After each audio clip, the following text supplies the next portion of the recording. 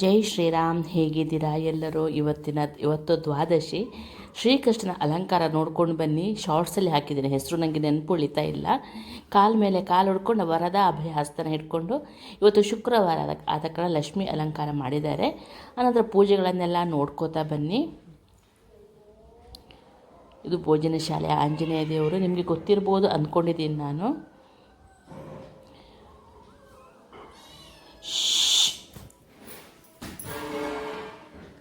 ಇದು ಕಟೀಲು ದುರ್ಗಾ ಪರಮೇಶ್ವರಿ. ಆಮೇಲೆ ಮಂದಾರ್ತಿದ್ದು. ಆನಂತರ ಕೆಲವೆಲ್ಲ ಫೋಟೋಸ್ ನನಗೆ ವಾಟ್ಸಪ್ಪಲ್ಲಿ ಬರುತ್ತೆ. ಆನಂತರ ಪರಿಮಾರಲ್ಲಿ ನಿನ್ನೆ ಫುಲ್ 24 ಗಂಟೆಗಳ ಕಾಲ ಭಾಗವತ ನಡೆದಿತ್ತು. ಅದರಲ್ಲಿ ಶಿರೂರು ಶ್ರೀಗಳು ಎಲ್ಲ ಯತಿಗಳು ಭಾಗವಹಿಸಿದರು. ಇದೊಂದು ವಾಟ್ಸಪ್ಪಲ್ಲಿ ಬಂದಿದ್ದನ್ನು ನಾನು ಹಾಕಿದ್ದೀನಿ, ಬೇಕಾದರೆ ನಿಮಗೆ ಅದರ ಲಿಂಕನ್ನು ಕೊಡ್ತೇನೆ. ತುಂಬಾ ಚೆನ್ನಾಗಿತ್ತು ಭಾಗವತ. ಆನಂತರ ವೇದ ಏನೋ ಒಂದು ಉದ್ಘಾಟನೆ ಇತ್ತು, ಅದನ್ನೂ ನೋಡ್ಕೊಂಡು ಬನ್ನಿ.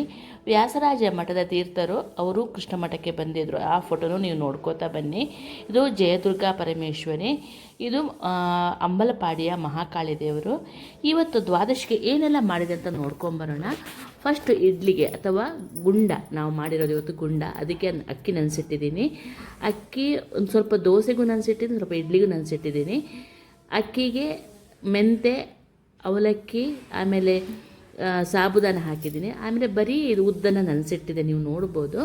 ಇಡ್ಲಿಗೆ ನೋಡಿ ಚಿಕ್ಕ ರವೆ ಉಂಟು ನೋಡಿ, ಮೀಡಿಯಮ್ ರವೆ, ಅದನ್ನ ನೋಡಿ ಹೀಗೆ ಪೋಟ್ಲಿ ಥರ ಮಾಡಿ ಅದನ್ನ ಸ್ಟೀಮಲ್ಲಿ ಬೇಯಿಸಬೇಕು ನಾವು.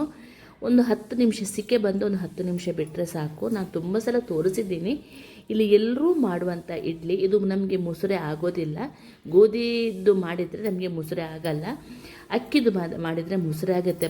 ಉಡುಪಿಯಲ್ಲಿ ನಮ್ಮ ಸೌತ್ ಕೇಂದ್ರದಲ್ಲಿ ಎಲ್ಲ ಅದರ ಸ್ಟೀಮಲ್ಲಿಟ್ಟು ಬೇಯಿಸಬೇಕು. ಆನಂತರ ಇದನ್ನು ತೊಳೆದು ನೆನೆಯೋಕ್ಕೆ ಇಟ್ಟಿದ್ದೀನಿ ನೋಡಿ, ದೋಸೆದು ಇದು. ಮತ್ತೊಂದು ಬರೀ ಉದ್ದು ಒಟ್ಟಿಗೆ ನೆನೆಸಿದ್ದೀನಿ ದೋಸೆಗೆ ಮತ್ತು ಇಡ್ಲಿಗೆ, ನೋಡ್ಬೋದು. ಆನಂತರ ರಾತ್ರಿ ನೋಡಿ ನಾನು ಹೀರೆಕಾಯಿ ಇತ್ತು, ಸೌತೆಕಾಯಿ, ಇದನ್ನೆಲ್ಲ ಹಾಕಿ ಆಲೂಗೆಡ್ಡೆ, ಟೊಮೆಟೊ ಎಲ್ಲ ಹಾಕಿ ಒಂದು ಸಾಂಬಾರು ರೆಡಿ ಮಾಡಿದ್ದೆ, ನೋಡ್ಬೋದು. ಆನಂತರ ಗುಂಡದ ಅಂದರೆ ಆ ಹಲಸಿನ ಎಲೆಯಿಂದ ಗುಂಡನ ಯಾವ ಥರ ತಯಾರು ಮಾಡೋದು ಅಂತ ನೋಡ್ಕೊಂಡು ಬರೋಣ. ನಾನು ಸುಮ್ಮನೆ ನೋಡ್ಕೋತಾ ಬನ್ನಿ, ನಿಮಗೆ ಒಂದು ಅರ್ಥ ಆಗುತ್ತೆ. ಇದು ಒಂದೇ ಸಲ 4 ಎಲೆನೂ ಇಟ್ಕೋಬೋದು, ಅಥವಾ ಒಂದು 2 ಎಲೆ ಇಟ್ಟು ನೀವು ಚುಚ್ಕೋತಾ ಬರ್ಬೋದು. ನಾನು ಟೂತ್ ಪಿಕ್ ಇರುತ್ತೆ ಅಲ್ವಾ, ಅದನ್ನ ತಂದಿದ್ದೆ. ಅಥವಾ ನಾವು ಈ ತೆಂಗಿನಕಾಯಿದ್ದು ಇದು ಮಡಲಿದ್ದು ನಾವು ಪೊರಕೆ ಥರ ಬಳಸ್ತೀವಲ್ವ, ಅದನ್ನ ಸೆಂಟ್ರಿಂದ ತೆಗೆದು ನಾವು ಮಾಡಬೇಕು. ಬಳಸಿದ ಪೊರಕೆಯಿಂದ ನಾವು ಕಡ್ಡಿನ ತೆಗಿಬಾರ್ದು. ಆ್ಯಕ್ಚುಲಿ ಹೊಸದಿದ್ದರೆ ಪರವಾಗಿಲ್ಲ, ದೇವರಿಗೆ ನೈವೇದ್ಯ ಮಾಡೋ ಬಳಸಿದ ಕಡ್ಡಿನ ತೆಗಿಬಾರ್ದು. ಅದರಿಂದ ನೋಡಿ ಹೀಗೆ ಚುಚ್ಕೋತಾ ಬರಬೇಕು, ನೋಡ್ಕೋತಾ ಬನ್ನಿ.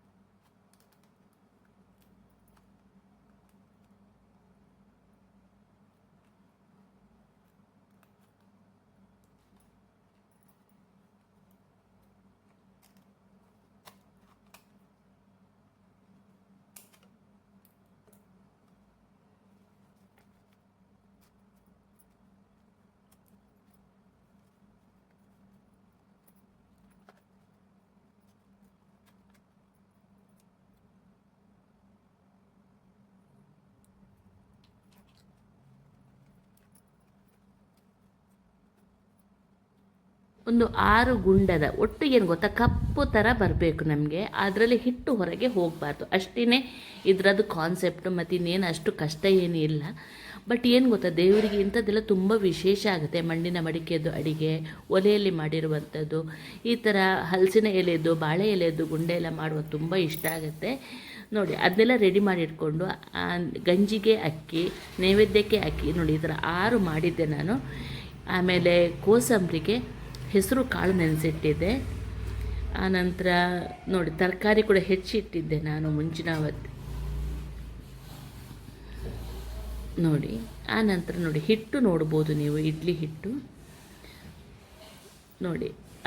ಒಂದೇ ಲಗ, ಆಮೇಲೆ ವೀಳ್ಯದೆಲೆ, ಎಲೆ ಅಡಿಕೆ ದೇವರಿಗೆ ಇಡಬೇಕು ತಾನೆ. ಆಮೇಲೆ ಮಾವಿನ ಹಣ್ಣು, ನನ್ನ ಫ್ರೆಂಡ್ ಆಶಕ್ಕನ ಮನೆಯಿಂದ ಒಂದು 3-4 ಮಾವಿನ ಹಣ್ಣು ತಗೊಂಡ್ಬಂದಿದ್ದೆ.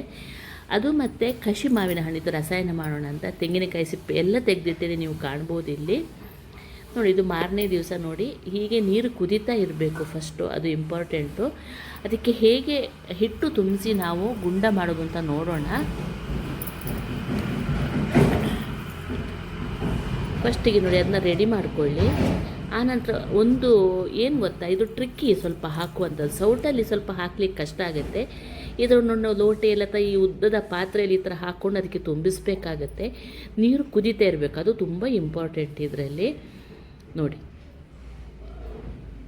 ಯಾವತ್ತೂ ಅಷ್ಟೇ ಇಡ್ಲಿಗೆ ನಾವು ಕೆಳಗಿನ ನೀರು ಕುದೀತಾ ಇರಬೇಕಿದ್ರೆ ನಾವು ಅದಕ್ಕೆ ಹಾಕಬೇಕಾಗತ್ತೆ ನೋಡಿ. ಎಲ್ಲ ಈ ಥರ ಒಂದೊಂದೇ ತುಂಬಿಸ್ಕೋತಾ ಬಂದೆ, ನೀವು ನೋಡ್ಬೋದು. ಅದನ್ನ ತುಂಬಾ ಟೇಸ್ಟಿಯಾಗಿ ಬರುತ್ತೆ. ನಾನು ತೋರಿಸ್ತೀನಿ ನಿಮಗೆ ಆಮೇಲೆ ಎಷ್ಟು ಚೆನ್ನಾಗಿ ಬಂದಿತ್ತು ಅಂತಂದ್ಬಿಟ್ಟು. ನನಗೆ 6 ಗುಂಡ ಆಗಿತ್ತು. ಬೆಳಗ್ಗೆ ಒಂದು ಹೊತ್ತು ನಾವು ಊಟ ಮಾಡಿ ಮಧ್ಯಾಹ್ನ ಮತ್ತು ರಾತ್ರಿ ನಾವು ತಿಂಡಿ ತಿಂತೀವಿ. ಆದ ಕಾರಣ ಸ್ವಲ್ಪ ನಮ್ಮ ಮನೆಯಲ್ಲಿ ಜಾಸ್ತಿ ಮಾಡ್ತೀನಿ ನಾನು. ನೋಡ್ಬೋದು ಇದು ಆಯಿತು. ಇದನ್ನ ಒಂದು 20 ನಿಮಿಷ ಬೇಯಿಸಬೇಕು ನಾವು. ಪಕ್ಕದಲ್ಲಿ ಬೇಳೆ ಬೇಯಕ್ಕಿಟ್ಟಿದ್ದು ಕಾಣ್ಬೋದು. ಆಮೇಲೆ ತರಕಾರಿನೂ ಬೇಯಕ್ಕಿಟ್ಟಿದೆ. ಮಸಾಲೆಗೆ ನೋಡಿ ತೆಂಗಿನಕಾಯಿ, ಒಂದು 2-3 ಮೆಣಸು ನಿಮಗೆ ಖಾರಕ್ಕೆ ಬೇಕಾಗುವಷ್ಟು, ಒಂದು ಅರ್ಧ ಚಮಚ ಕೊತ್ತಂಬರಿ. ಹಸಿ ಮಸಾಲೆಗಾದರೆ ಕೊತ್ತಂಬರಿ ಸ್ವಲ್ಪ ಕಡಿಮೆ. ಇದು ನಮ್ಮ ಅಮ್ಮನ ಅಡಿಗೆ, ಯಾವತ್ತೂ ಇನ್ನು ಮಾಡೋರು. ಕರಿಬೇವು ಸೊಪ್ಪು ಸಿಕ್ಕಿದ್ರೆ ಅಂತೂ ನಮ್ಮ ಅಮ್ಮನಿಗೆ ಭಾಳ ಖುಷಿ. ಆವಾಗ ಕರಿಬೇವು ಸೊಪ್ಪು ಮರ ಮನೆಯಲ್ಲಿ ಇರಲಿಲ್ಲ, ಈಗ ಇದೆ ನೋಡ್ಬೋದು. ಅದಕ್ಕೆ ನೋಡಿ ಕರಿಬೇವು ಸೊಪ್ಪು ಹಾಕ್ಕೊಂಡು ಸ್ವಲ್ಪ ಚಿಟಿಕೆ ಇಂಗು ಹಾಕ್ಕೊಂಡು ನಾವು ರುಬ್ಕೋಬೇಕು. ಇದು ಹಸಿ ಮಸಾಲೆ. ಇದು ಕೊನೆಗೆ ನಾನು ಇದಕ್ಕೆಲ್ಲ ಒಗ್ಗರಣೆ ಹಾಕ್ಕೊಂಡೆ, ಚಟ್ನಿಗೆ, ಕೋಸಂಬರಿಗೆ, ಸಾಂಬಾರಿಗೆಲ್ಲ ನೋಡಿ. ಎಲ್ಲ ರುಬ್ಬಿಯಾದ ನಂತರ ನೋಡಿ ಅದಕ್ಕೆ ನಾನು ಉಪ್ಪು, ಹುಣಸೆ ಹಣ್ಣಿನ ಪಲ್ಪು ಮಾಡಿಟ್ಟಿದ್ನಲ್ಲ ಅದು, ಆನಂತರ ಸ್ವಲ್ಪ ಬೆಲ್ಲ ಹಾಕಿದ್ದೀನಿ. ಬೆಲ್ಲ ಸ್ವಲ್ಪ ನಾವು ಜಾಸ್ತಿ ಹಾಕ್ತೀವಿ, ನಿಮಗೆ ಬೇಕಾದಷ್ಟು ನೋಡಿಕೊಂಡು ಹಾಕ್ಕೊಳ್ಳಿ ನೋಡಿ. ಇದು ಪಲ್ಪು, ಹುಣಸೆ ಹಣ್ಣಿದು ಎಲ್ಲ ನೋಡಿ. ಈ ಬೆಂದ ತರಕಾರಿಗೆ ಹಾಕಬೇಕು. ಫಸ್ಟ್ ನೋಡಿ ಬೇಳೆ ಬೆಂದಿದೆ, ನೀವು ಕಾಣ್ಬೋದು. ಹೆಸರು ಬೇಳೆ ಮತ್ತು ತೊಗರಿ ಬೇಳೆ ಒಟ್ಟಿಗೆ ಮಾಡಿ ಹಾಕಿದ್ದೆ ನಾನು. ಇದು ಹಾಕಿದ ನಂತರ ಆ ಮಸಾಲೆ ಕೂಡ ಹಾಕ್ಕೊಳ್ಳಿ. ಮಸಾಲೆ ಹಾಕ್ಕೊಂಡು ನೀಟಾಗಿ ಒಂದು ಸ್ವಲ್ಪ ಕೆನೆ ಬರುವ ತನಕ ಕುದಿಸಿ. ದಟ್ ಮೀನ್ಸ್ ಆ ಮಸಾಲೆದು ಸ್ಮೆಲ್ಲೆಲ್ಲ ಹೋಗುತ್ತೆ.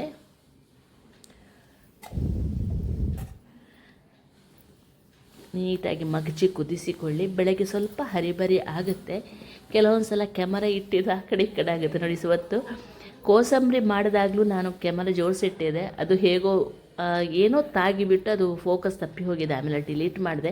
ಪ್ರತಿ ಸಲ ತೋರಿಸ್ತೀನಲ್ವ ಅಂತಂದ್ಬಿಟ್ಟು ನೋಡಿ. ಇದು ಕುದಿದಿದೆ ನೋಡ್ಬೋದು. ಆ ನಂತರ ನೋಡಿ ಗುಂಡನೂ ಆಗಿದೆ, ಇಲ್ಲಿ ಕಾಣ್ಬೋದು ನೀವು. ಇಲ್ಲಿ ಅದಕ್ಕೊಂದು ಚಾಕು ಅಥವಾ ಶಾರ್ಪ್ ಇದೇನಾದರೂ ಒಳಗೆ ತುರುಕಿಸಿ ನೋಡಿ ಬೆಂದಿರುತ್ತೆ, ಆವಾಗ ಗೊತ್ತಾಗುತ್ತೆ ನಿಮಗೆ. ರವೆದಾದ ಕಾರಣ ಬೇಗನೆ ಬೇಯುತ್ತೆ ನೋಡಿ. ಕೋಸಂಬರಿ ಮಾಡಿದ್ದು ಮಿಸ್ ಆಗಿದೆ, ಕ್ಯಾಮರಾ ಆ ಕಡೆ ಈ ಕಡೆ ಆಗಿ ನೋಡಿ. ಗುಂಡ ಹೇಗೆ ಓಪನ್ ಮಾಡೋದು ಅಂತ ನೋಡಿ. ಅದನ್ನು ಚುಚ್ಚಿರ್ತೀವಲ್ಲ, ಅದನ್ನ ಹೊರಗಿಂದ ತೆಗಿಬೇಕು. ತೆಗೆದು, ಯಾಕಂದರೆ ನಾನು ದನಗಳಿಗೆ ಹಾಕುವ ಕಾರಣ ಗಂಟ್ಲಲ್ಲಿ ಸಿಕ್ಕಾಕೊಂಡ್ರೆ ಕಷ್ಟ. ಶಾರ್ಪ್ ಇರುತ್ತೆ ನೋಡಿ. ಅದು ಎಷ್ಟು ಸ್ಮೂತಾಗಿ, ಎಷ್ಟು ನೀಟಾಗಿ ಅದು ಬೆಂದರೆ ಅದಕ್ಕೆ ಏನೂ ಬೇಡ, ಎಣ್ಣೆ ಗಿಣ್ಣೆ ಹಾಕೋದು ಏನೂ ಬೇಡ. ನೋಡ್ಬೋದು ನೀವು, ನೀಟಾಗಿ ಬೆಂದರೆ ಅದರ ಪಾಡಿಗೆ ಅದು ಬಿಟ್ಕೋತಾ ಬರುತ್ತೆ. ಈ ಊರಿನಲ್ಲಿರೋರಿಗೆ ಎಲ್ರಿಗೂ ಗೊತ್ತು. ನಾನು ಮೊನ್ನೆ ಯಾವುದೋ ಒಂದು ವೀಡಿಯೋ ನೋಡ್ತಾ ಇರಬೇಕಿದ್ರೆ ಬಾಳೆ ಎಲೆಗೆ ಎಣ್ಣೆ ಹಚ್ಚಿ ಮಾಡೋದು ನೋಡಿ. ನನಗೆ ನಗು ಬಂತು ನೋಡಿ. ಎಷ್ಟು ಸ್ಮೂತಾಗಿ, ಎಷ್ಟು ಜಾಲಿ ಜಾಲಿಯಾಗಿ ಬಂದಿದೆ ಅಂತ ನೋಡ್ಬೋದು. ಯಾರೆಲ್ಲ ಗುಂಡ ಮನೆಯಲ್ಲಿ ಮಾಡ್ತೀರಾ, ಸೌತ್ ಕೆನಡಲ್ಲಿ ಸಾಧಾರಣ ಎಲ್ಲರೂ ಮಾಡ್ತಾರೆ, ಅವರು ಕಮೆಂಟ್ಸಲ್ಲಿ ಹೇಳಿ. ಆನಂತರ ಒಂದು ಹೆಸರು ಬೇಳೆ ಮತ್ತು ಹಲಸಿನ ಹಣ್ಣಿನ ಪಾಯಸ ಮಾಡೋಣ.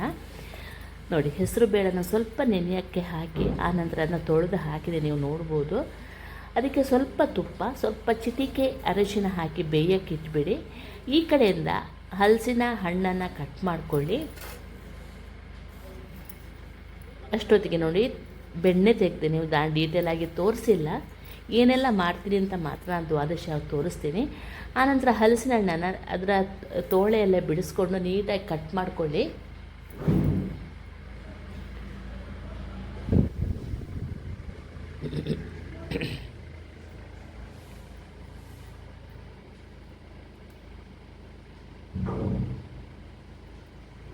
ನೋಡಿ, ಅದು ಬೆಂದಿತ್ತು ಹೆಸರು ಬೇಳೆ. ಅದಕ್ಕೆ ಇದನ್ನ ಹಾಕಿ ಹಲಸಿನ ತೋಳೆ ಹಾಕಿ ಒಂದು ಕುದಿ ಬರಬೇಕು. ಆನಂತರ ಅದಕ್ಕೆ ಬೆಲ್ಲ, ಒಂದು ಚಿಟಿಕೆ ಉಪ್ಪು, ಆನಂತರ ತೆಂಗಿನಕಾಯಿಯನ್ನು ರುಬ್ಬಿ ಹಾಕ್ಕೊಂಡೆ ನಾನು. ನೋಡಿ, ತೆಂಗಿನಕಾಯಿ ಒಡೆಯೋದನ್ನು ತೊಳೆದು ಇಟ್ಕೊಂಡು ಆ ದೊಡ್ಡ ಗಂಟಿಗೆ ಬಾರಿಸಿದ್ರೆ ಒಂದೇ ಪೆಟ್ಟಿಗೆ ಕಟ್ಟಾಗುತ್ತೆ, ನೀವು ನೋಡ್ಬೋದು.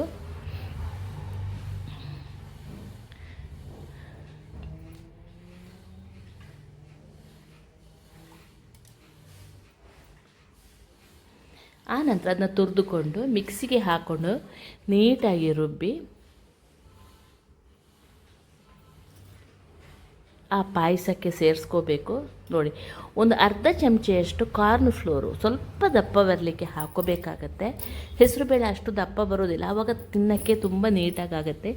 ಇಲ್ಲಾಂದರೆ ಎಲೆಯಲ್ಲಿ ಹಾಕ್ಕೊಂಡ ತಕ್ಷಣ ಓಡ್ಲಿಕ್ಕೆ ಸ್ಟಾರ್ಟ್ ಮಾಡುತ್ತೆ. ಸ್ವಲ್ಪ ಸೆಮಿ ಲಿಕ್ವಿಡ್ ಹಂತಕ್ಕೆ ಅದು ಬರಬೇಕಂದ್ರೆ ಸ್ವಲ್ಪ ಕಾರ್ನ್ ಫ್ಲೋರನ್ನು ಕರಗಿಸಿಕೊಂಡು ಹಾಕ್ಕೊಳ್ಳಿ ಅದಕ್ಕೆ, ಅಥವಾ ಇದ್ರ ಜೊತೆಗೆ ಹಾಕಿದ್ದು ನಡೆಯುತ್ತೆ. ಇದಕ್ಕೆ ಏಲಕ್ಕಿ ಬೇಡ ಈ ಪಾಯಸಕ್ಕೆ. ಆ ಘಮ ಉಂಟು ನೋಡಿ, ಹಲಸಿನ ಹಣ್ಣಿನ ಘಮನೇ ತುಂಬ ಚೆನ್ನಾಗಿ ಬರುತ್ತೆ. ಆನಂತರ ಬೆಲ್ಲ ಹಾಕ್ಕೊಂಡೆ, ನೀವು ನೋಡ್ಬೋದು. ಇಲ್ಲಿ ದ್ರಾಕ್ಷಿ ಗೋಡಂಬಿ ಬೇಕಾದರೆ ಹಾಕ್ಕೊಳ್ಳಿ, ನಾನು ಸ್ವಲ್ಪ ಹಾಕ್ಕೊಂಡಿದ್ದೆ, ವಿಡಿಯೋ ಎಲ್ಲ ಮಿಸ್ ಆಗಿದೆ ಅನಿಸುತ್ತೆ. ಆನಂತರ ಚಟ್ನಿಗೆ ರೆಡಿ ಮಾಡಿಕೊಂಡೆ, ನೋಡ್ಬೋದು. ತೆಂಗಿನಕಾಯಿ ತುರಿ, ಶುಂಠಿ, ಕಾಯಿಮೆಣಸು, ಒಂದೇ ಲಗ, ಒಂದು ಸ್ವಲ್ಪ ಹುಣಸೆ ಹಣ್ಣು ಹಾಕಿ ಚಟ್ನಿ ರೆಡಿ ಮಾಡಿಕೊಂಡೆ. ಈ ಒಂದೇ ಲಗದ ಚಟ್ನಿ ಒಂದು ಮನೆಯಲ್ಲಿ ತಿಥಿ ಆದಾಗ ಮಾಡ್ತಾರೆ, ಚಟ್ನಿ ಅಥವಾ ತಂಬುಳಿ. ಒಂದು ದ್ವಾದಶಿಗೆ ನಾವು ಮಾಡೇ ಮಾಡ್ತೀವಿ. ಉಪವಾಸ ಕೂತು ತಿಂದರೆ ಒಳ್ಳೆಯದು ಅಂತ ಹೇಳ್ತಾರೆ. ಆನಂತರ ರಸಾಯನ ಮಾಡಿಕೊಂಡೆ, ನೋಡ್ಬೋದು. ನಾನು ಜಾಸ್ತಿ ಡೀಟೇಲಾಗಿ ತೋರಿಸಿಲ್ಲ. ಇದನ್ನ ಹಿಚಿಕಿಬಿಟ್ಟು ಕಸಿ ಮಾವಿನ ಹಣ್ಣು ಜೊತೆಗೆ ಹಾಕ್ಕೊಂಡು, ಇದು ಹಾಳಾಗಿತ್ತು, ಕಸಿ ಮಾವಿನ ಹಣ್ಣನ್ನು ಜೊತೆಗೆ ಹಾಕ್ಕೊಂಡು ರಸಾಯನ ಮಾಡಿಕೊಂಡೆ. ತೆಂಗಿನಕಾಯಿ ರುಬ್ಬಿ ಹಾಕ್ಕೊಂಡಿರುವಂಥದ್ದು, ಬೆಲ್ಲ, ತೆಂಗಿನಕಾಯಿ ಅಷ್ಟೇ. ಆನಂತರ ಕೋಸಂಬರಿಗೆ, ಚಟ್ನಿಗೆ, ಸಾಂಬಾರಿಗೆ ಒಂದು ಒಗ್ಗರಣೆ ಹಾಕಿದ್ದೆ, ಅದು ಮಿಸ್ ಆಗಿದೆ, ನಾನು ರೆಕಾರ್ಡೇ ಮಾಡಿಲ್ಲ, ಗಡಿಬಿಡಿ ಆಯಿತು ಕೊನೆ ಮೊಮೆಂಟಿಗೆ. ಇಷ್ಟೆಲ್ಲ ಮಾಡಿ ಆಮೇಲೆ ಮಾವಿನ ಹಣ್ಣು, ಈ ಕಾಟು ಮಾವಿನ ಹಣ್ಣು ಇದೆಯಲ್ಲ, ಅದನ್ನ ಹಿಚಿಕಿಬಿಟ್ಟು ರಸ ತೆಗೆದು, ನೋಡಿ ಕರೆಂಟ್ ಹೋಯಿತು, ಹೌದು, ಅದಕ್ಕೆ ನಾನು ರೆಕಾರ್ಡ್ ಮಾಡಿರಲಿಲ್ಲ, ಕರೆಂಟ್ ಹೋಯಿತು ಮಧ್ಯ. ಆ ಕಾಟು ಮಾವಿನ ಹಣ್ಣನ್ನು ಹಿಚಿಕಿಬಿಟ್ಟು ಅದರದ್ದು ಜ್ಯೂಸ್ ಮಾಡಿದ್ದೆ ನೋಡಿ. ಅನ್ನ, ಗಂಜಿ, ಗುಂಡ, ಕೋಸಂಬರಿ, ಮಾವಿನಕಾಯಿದ್ದು ಜ್ಯೂಸು, ಚಟ್ನಿ, ಬೆಣ್ಣೆ, ಇದೆಲ್ಲ ರೆಡಿಯಾಗಿದೆ, ರಸಾಯನ ಎಲ್ಲ ರೆಡಿಯಾಗಿದೆ. ಹೇಗಾಯಿತು ಹೇಳಿ ಫ್ರೆಂಡ್ಸ್ ಇವತ್ತಿನ ವೀಡಿಯೋ. ಇಷ್ಟ ಆದರೆ ಲೈಕ್, ಶೇರ್, ಕಮೆಂಟ್ಸ್ ಮಾಡೋದನ್ನು ಮರಿಬೇಡಿ. ಸಬ್ಸ್ಕ್ರೈಬ್ ಮಾಡ್ಕೊಂಡು ನೋಡಿ, ಆಯಿತಾ? Thank you.